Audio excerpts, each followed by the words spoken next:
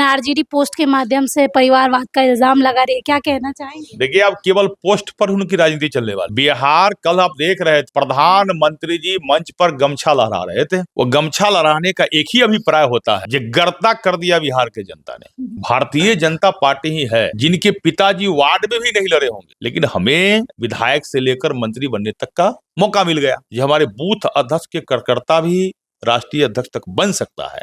25 से 30 फिर से नीतीश का एक विजन है। बिहार के माननीय मुख्यमंत्री जी का विजन है जो विकसित बिहार बनना है। वैसी परिस्थिति पातेपुर के विधायक होने के नाते मेरा भी संकल्प था कि भाई जिस विधानसभा से आते हैं उसको विकसित बनाना है।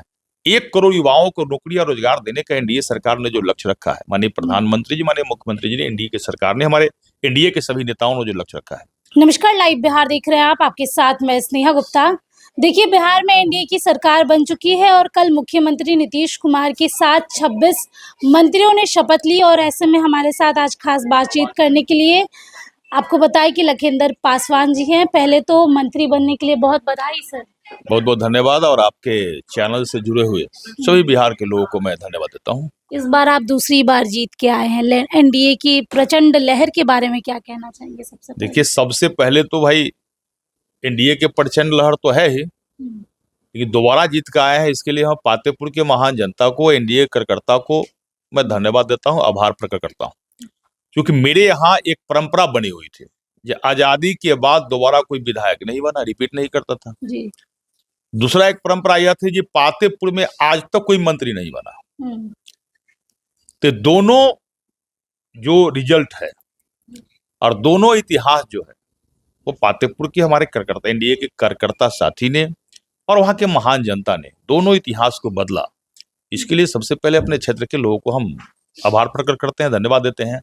और कल का जे देश के माननीय प्रधानमंत्री नरेंद्र मोदी के मार्गदर्शन में बिहार के माननीय मुख्यमंत्री नीतीश कुमार जी का जो शपथ ग्रहण समारोह, जिसमें हम लोग सौभाग्यशाली है, जिसमें शिरकत करने का हमें भी मौका मिला, और लाखों के संख्या में पूरे बिहार से एनडीए के समर्थक कार्यकर्ता साथी आए हुए थे। ये सब बधाई के पात्र है, जिन्होंने विकसित बिहार बनाने के लिए एनडीए को जिस प्रकार से जन समर्थक दिया है, प्रचंड जीत के साथ एनडीए की सरकार बिहार में बनी है।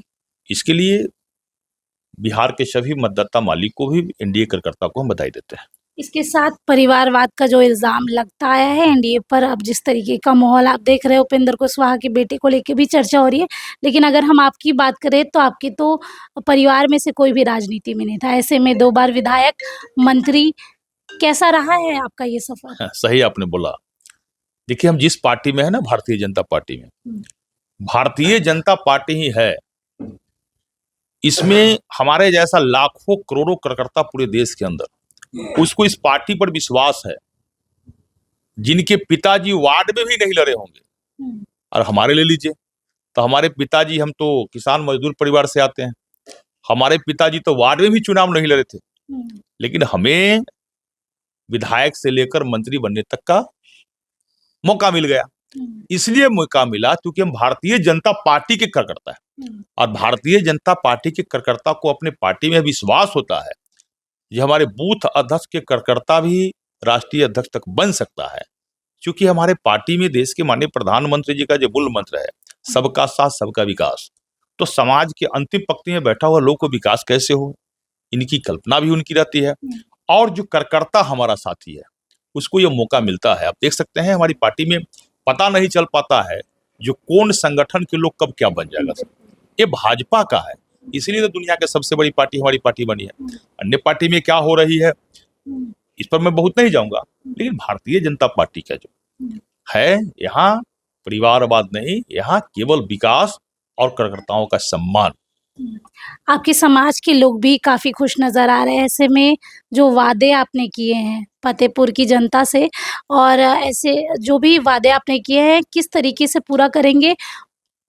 देखिए, 25 से 30 फिर से नीतीश का एक विजन है, माननीय प्रधानमंत्री जी का विजन है जो विकसित राष्ट्र बनाना है।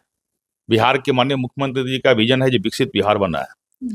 वैसी परिस्थिति पातेपुर के विधायक होने के नाते मेरा भी संकल्प था कि भाई जिस विधानसभा से आते हैं उसको विकसित बनाना है, लेकिन मंत्री बनने के बाद पूरे बिहार को विकसित बनाना है। और जब पूरे बिहार विकसित बनेगा तो मेरा पातेपुर विधानसभा ही विकसित बनेगा। अच्छा, और वैसे उस विजन के साथ ये 25 से 30 फिर से नीतीश जो है, यह 5 साल का पीरियड आपने कल ही शपथ ग्रहण समारोह में देखा होगा। तो मंच पर जो कैबिनेट का पहला शपथ ग्रहण समारोह का पहली पंक्ति जो थी वो अनुभवी व्यक्तियों का था। जी।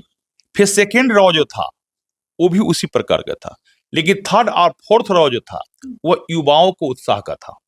तो जहां जिस सरकार में जिस कैबिनेट में अनुभवी का अनुभव का सहारा हो और युवाओं का उत्साह का सहारा हो, दोनों समेकित जब एक साथ होता है तो यही है बिहार को विकसित बनाने का एक रास्ता। इसलिए इस बार 25 से 30 जो है यह युवाओं का वर्ष है। 1 करोड़ युवाओं को नौकरी और रोजगार देने का एनडीए सरकार ने जो लक्ष्य रखा है, माननीय प्रधानमंत्री जी, माननीय मुख्यमंत्री जी ने, एनडीए की सरकार ने, हमारे एनडीए के सभी नेताओं ने जो लक्ष्य रखा है वह युवाओं को रोजगार और नौकरी कैसे मिले, इस पर 5 साल का जो कार्यक्रम पीरियड होगा वो निश्चित रूप से एक लक्ष्य निर्धारित करके सरकार कार्य करेगी। और कैबिनेट में हम लोग हैं तो हम लोग भी इसको ध्यान देंगे। विधायक जी को उम्मीद थी कि मंत्री जी भी बन जाएंगे। हमने क्या बताया कि भारतीय जनता पार्टी के कार्यकर्ता होने के नाते उम्मीद रहती है कि जिस पार्टी में मैं हूं यह पार्टी काम कर। देखिए, प्रथम बार हम विधायक बने, पातेपुर के जनता ने विधायक बना, लेकिन पार्टी ने टिकट दिया। तो प्रथम बार में ही पार्टी ने हमको भारतीय जनता पार्टी के बिहार प्रदेश के अनुसूचित मोर्चा के अध्यक्ष भी बना दिया। हम विधायक के साथ साथ संगठन का भी कार्य करते थे, और दोबारा जब विधायक हम बने, महान जनता ने यह मौका दिया तो आज पार्टी ने मंत्री बना दिया। तो पार्टी, इसके लिए हम अपने भारतीय जनता पार्टी के सभी शीर्ष नेतृत्व, देश के माननीय प्रधानमंत्री जी को, राष्ट्रीय अध्यक्ष जी को, हमारे यहाँ राष्ट्राध्यक्ष जी आए थे भी पातेपुर में, अपने प्रदेश अध्यक्ष जी को, और हम सब लोग के लोकप्रिय सांसद, भारत सरकार के केंद्रीय राज्य मंत्री नित्यानंद राय जी को, हमारे दोनों डिप्टी सीएम सम्राट चौधरी जी, विजय सिन्हा जी, और एनडीए के संगठन के सभी नेताओं को हम आभार प्रकट करते हैं। ये पातेपुर के मान सम्मान के साथ उन्होंने और बढ़-चढ़ कर मान सम्मान देने का काम किया। विपक्ष तो पूरा शांति हो गया, आप लोगों ने सुपड़ा भी साफ कर दिया। तेजस्वी यादव घर से बाहर नहीं निकल रहे, लेकिन आरजेडी पोस्ट के माध्यम से परिवारवाद का इल्जाम लगा रही है, क्या कहना चाहेंगे? देखिए, अब केवल पोस्ट पर उनकी राजनीति चलने वाली है, बाहर नहीं निकलेंगे। बिहार, कल आप देख रहे थे प्रधानमंत्री जी मंच पर गमछा लहरा रहे थे। वो गमछा लहराने का एक ही अभिप्राय होता है, ये गर्दा कर दिया बिहार के जनता ने।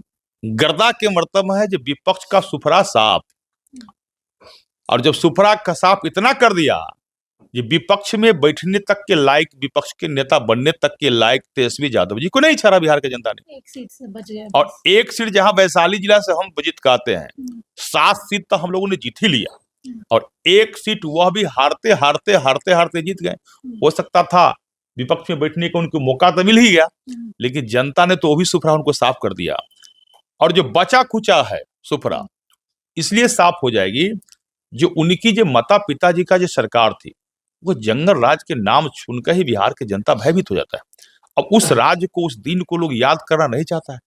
अब बिहार में माननीय प्रधानमंत्री नरेंद्र मोदी जी के मार्गदर्शन में, नीतीश कुमार जी के नेतृत्व में जो एनडीए की सरकार है, यह विकसित बिहार बनाने की ओर चल पड़ा है।